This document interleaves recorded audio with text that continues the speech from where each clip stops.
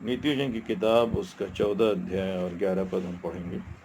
दुष्टों का घर विनाश हो जाता है, परंतु सीधे लोगों के तंबू में आबादी होती है। दुष्टों का घर विनाश हो जाता है, परंतु सीधे लोगों की तंबू में आबादी होती है। तो यहाँ पर हम देखते हैं कि जो लोग दुष्ट हैं, दुष्टता के रास्ते में चलते हैं, प्रभु का वचन कहता है कि वो विनाश के रास्ते में हैं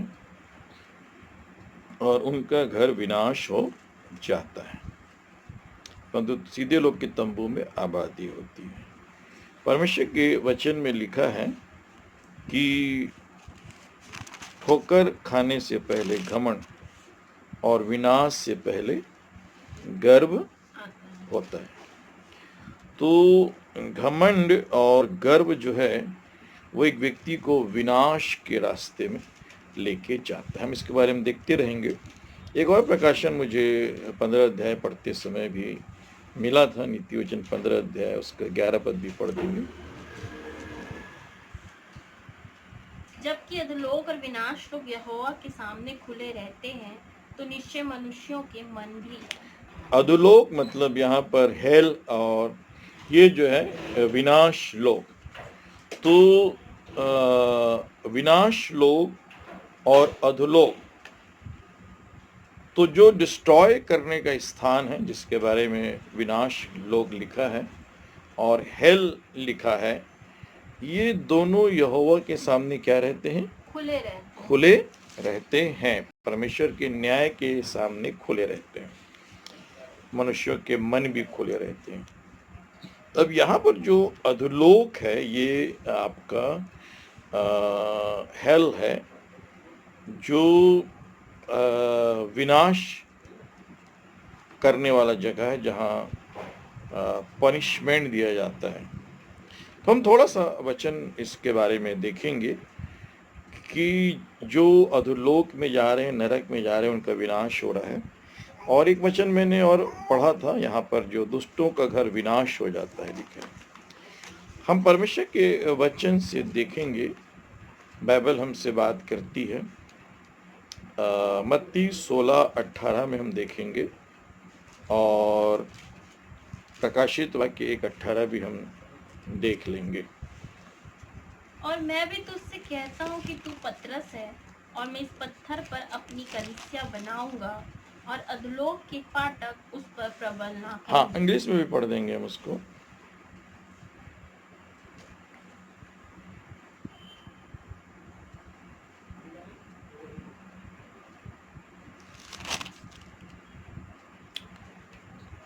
And I say also unto thee that thou art Peter, and upon this rock I will build my church, and the gates of hell shall not prevail against it.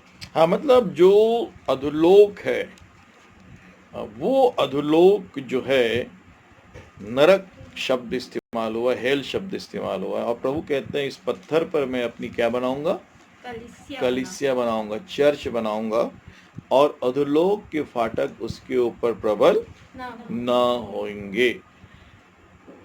अब यहाँ पर एक बड़ा अद्भुत बात है कि विनाश लोक, अधोलोक और विनाश जो है वो नरक में जाके सब खत्म होने वाला है। लेकिन चर्च जब प्रभु बनाएगा और बना रहा है, और चर्च में जो रहेंगे वो नरक से बचेंगे। आने दिनों में हो सकता है इसके बारे में डिटेल स्टडी करें। तो अभी जब हम परमेश्वर के साथ बैठे हैं, परमेश्वर के साथ पारिवारिक आराधना में, तो हम इस बात को देख रहे हैं। प्रकाशित वाक्य 1:18 पद भी हम पढ़ लेंगे।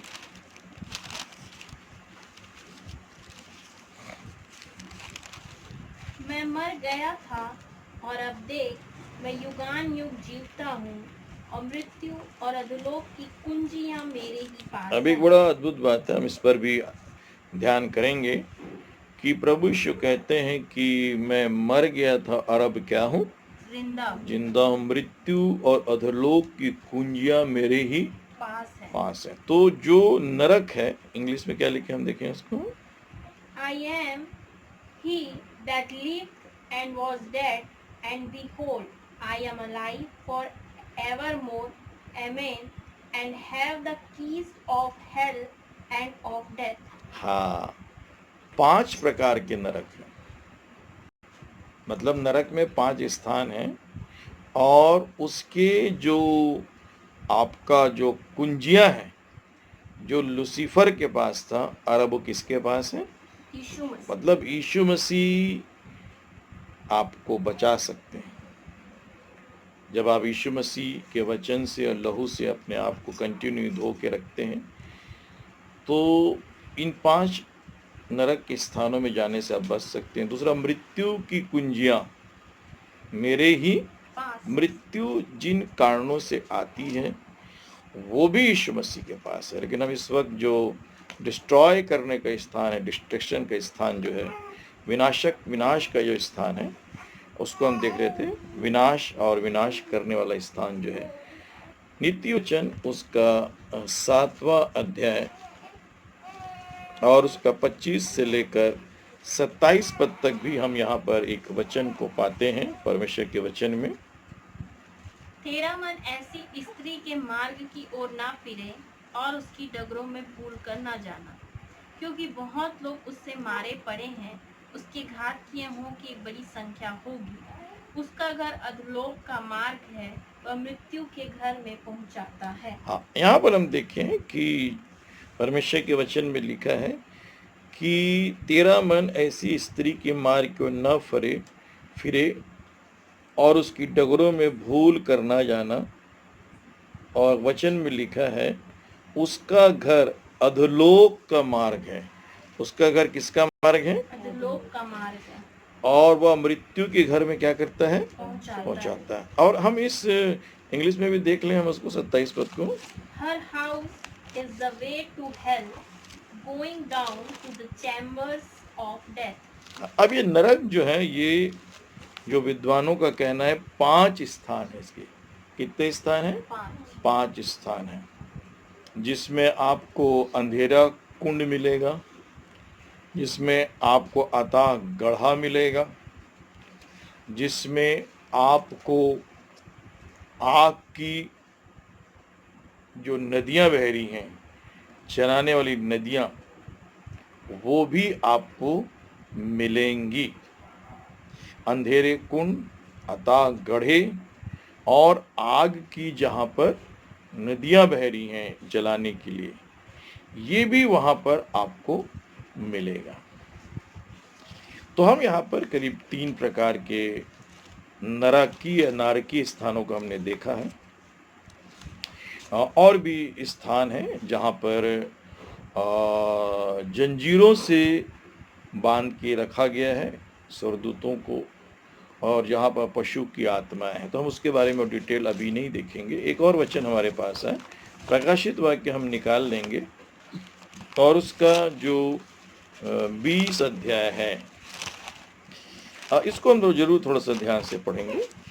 और आज जब हम इस पारिवारिक संगति में बैठे, दोपहर को भी हमने एक परमेश्वर के वचन को आप तक पहुंचाया था, और अभी हमारे पास जो है वो विनाश के बारे में एक वचन हमने पढ़ा, नीति वचन 14:11 में, कि दुष्टों का घर क्या हो जाता है? विनाश हो जाता है। ठोकर खाने से पहले घमंड, और विनाश से पहले क्या होता है? घर। फिर हमने नीति वचन 15 में भी देखा था कि अधोलोक और विनाश लोक, जो डिस्ट्रॉय का स्थान है और नारकी स्थान है, वो जो है वो परमेश्वर के सामने क्या रहते हैं? खुले रहते हैं।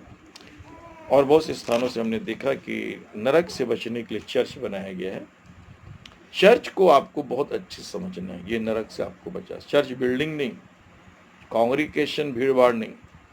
चर्च मतलब वो है जो प्रभु यीशु के साथ पूरे 7 दिन समय बिताने वाले लोग हैं, केवल हफ्ते में 1 दिन नहीं। प्रकाशित वाक्य 20 अध्याय में हम देखते हैं अंतिम न्याय में एक बात को हम देखेंगे। 11 पद से देखेंगे।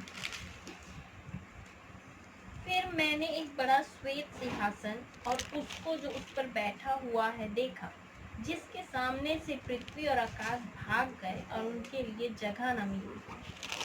फिर मैंने छोटे बड़े सब मरे हुओं को सिंहासन के सामने खड़े हुए देखा, और पुस्तकें खोली गई और फिर एक और पुस्तक खोली गई, और फिर एक और पुस्तक खोली गई, अर्थात जीवन की पुस्तक, और जैसे उन पुस्तकों में लिखा हुआ था उनके कामों के अनुसार मरे हुओं का न्याय किया गया।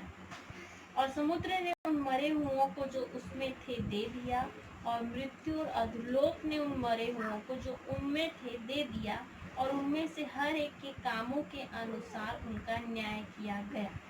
और मृत्यु और अधोलोक भी आग की झील में डाले गए। यह आग की झील तो दूसरी मृत्यु है। हाँ, 13 पद को और 14 पद को इंग्लिश में पढ़ेंगे। And the sea gave up the dead which were in it, and death and hell delivered up the dead which were in them, and they were judged every man according to their works. And death and hell were cast into the lake of fire. This is the second death. 13 पद फिर से पढ़ें।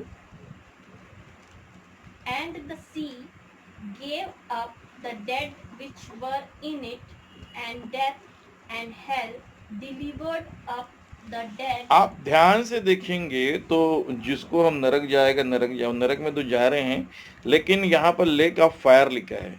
आग की झील में लोग डाले जाएंगे।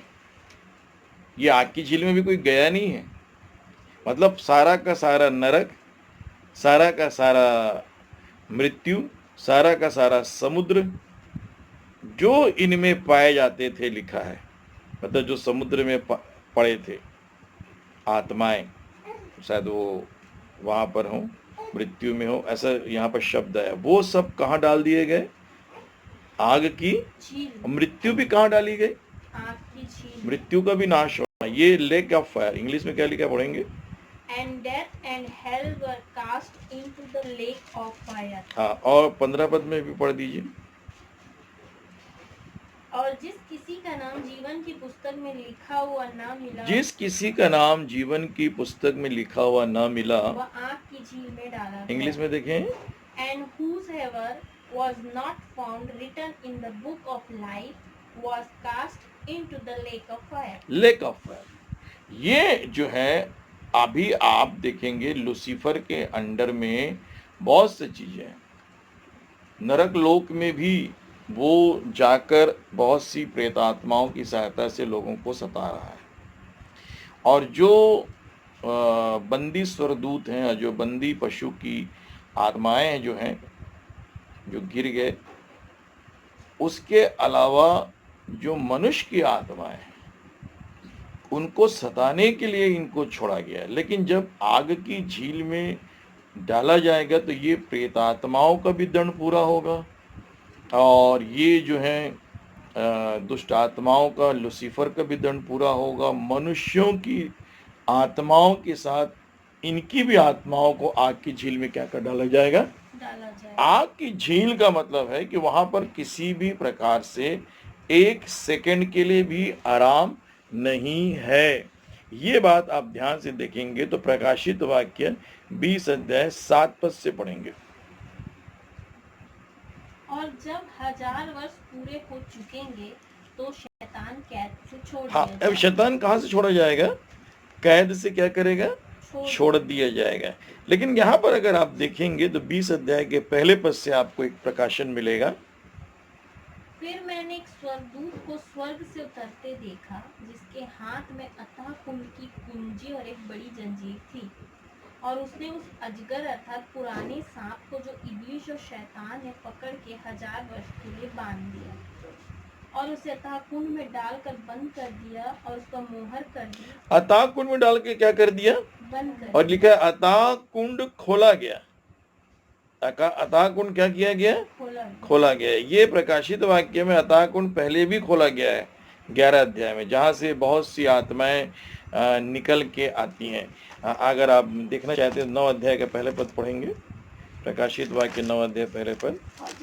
और जब 5वें स्वर्गदूत ने तूली फूंकी तो मैंने स्वर्ग से पृथ्वी पर एक तारा गिरता हुआ देखा, और उसे अथाह कुंड की कुंजी दी गई, और उसने अथाह कुंड को खोला, और कुंड में से बड़ी भट्टी का सा धुआं उठा, और कुंड के धुएं से सूर्य और वायु अंधियारी हो गई, और उसमें और उस धुएं में से पृथ्वी पर टिड्डियां निकली और उन्हें पृथ्वी के बिच्छुओं की सी शक्ति दी गई और उनसे कहा गया कि न पृथ्वी की घास को, न किसी हरियाली को, न किसी पेड़ को हानि पहुंचाओ, केवल उन मनुष्यों को जिनके माथे पर परमेश्वर की मुहर नहीं है। हाँ, अब यहाँ पर देखिए अतः गुण को खाली किया जाएगा और यहाँ पर देखिए 11 अध्याय में और उसके 7वें पद को भी देखिए। ये जो पशु नामक जो स्वर्गदूत है, जो प्रेतात्मा बन गया, जो शक्तिशाली आत्मा है, जो शैतान त्रिएक रूप, शैतान इसको अपना तीसरा रूप मानेगा। पढ़ देंगे हम उसको 7वें पद को। और जब वे अपनी गवाही दे चुकेंगे तो वह पशु जो अतः कुंड में से निकलेगा उनसे लड़कर उन्हें जीतेगा और उन्हें मार डालेगा। ये हनोक और एलिया की आत्मा जो 3.5 साल तक काम करेंगे चर्च के स्वर्ग उठाए जाने के बाद, रेप्चर होने के बाद।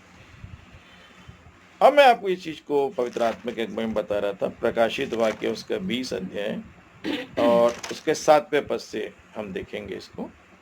और जब 1000 वर्ष पूरे हो चुकेंगे तो शैतान कैद से छोड़ दिया शैतान कहाँ से छोड़ा जाएगा? कैद से छोड़ा जाएगा। और यहाँ बहुत सी बातें लिखी है जिसको हम नहीं देखेंगे, 10 पद पढ़ेंगे। और उनका भरमाने वाला शैतान आग और गंधक की उस झील में, जिसमें वह पशु और झूठा भविष्यवक्ता भी होगा, डाल दिया जाएगा और वे रात दिन युगान युग पीड़ा में तड़पते। हाँ, ये सबसे पहले जो आग की झील में जाने वाले हैं, ये पशु नामक एक स्वर्गदूत की आत्मा है जो दुष्ट आत्मा बन गई है, और झूठा भविष्यवक्ता जो मनुष्य की आत्मा है, जो मनुष्य है, जो एंटी क्राइस्ट कहलाएगा। ये दोनों को सबसे पहले जो है ये डाला जाएगा अतः कुंड, उसमें आग की झील में। इंग्लिश में पढ़ दें हम उसको। And the devil that deceived them was cast into the lake of fire. हाँ, सबसे पहले इसको डाला जाएगा, उसके बाद लूसीफर को डाला जाएगा, और उसके बाद न्याय होने के बाद जो मनुष्य की आत्माओं को डाला जाएगा। यहाँ पर प्रकाशित वाक्य 19 अध्याय में उसके 20 पद को हिंदी इंग्लिश में हम देखेंगे। और वह पशु और उसके साथ वह झूठा भविष्यवक्ता पकड़ा गया, जिसने उसके सामने ऐसे चिन्ह दिखाए थे जिनके द्वारा उसने उनको भरमाया, जिन्होंने उस पशु की छाप ली थी और जो उसकी मूरत की पूजा करते थे। ये दोनों जीते जी उस आग की झील में जो गंधक से जलती है डाले गए। हाँ, इंग्लिश में। And the beast was taken, and with him the false prophet that wrought miracle before him, with which he deceived them that had received the mark of the beast, and them that worshipped his image. These both were cast alive into a lake of fire, burning with brimstone. हाँ, 3 लोग सबसे पहले जाएंगे। तो आने वाले दिनों में पवित्र आत्मा आपकी और सहायता करेगा। हम पारिवारिक आराधना में भी बैठे थे, दोपहर को भी हमने एक प्रकाशन दिया था, और इस वक्त भी जब एक प्रकाशन हमें पवित्र आत्मा ने दिया विनाश के बारे में, अधोलोक और विनाश लोक के बारे में, तो कुछ एक मैसेज उसमें से आया। जब हम इस परिवार को बांटते हैं तो इसी बीच में आप तक भी इस संदेश को हम पहुंचा रहे हैं। लिखा है लेक ऑफ फायर, आग की झील, जो गंधक से क्या होती रहती है? जलती रहती है। इसमें मतलब क्यों किसी को सताएगा नहीं, सब लोग सताए जाएंगे। वहां तो आग ही आग है ना हर कमरे में। तो ये बहुत ही भयानक स्थान है, प्रियो, अनंत काल का स्थान है वो। आग, नरक जो है 5 है, 5 नरक भी वहां डाले जाएंगे। किसी को दूसरी मृत्यु कहा गया है। आइए हम प्रार्थना करें।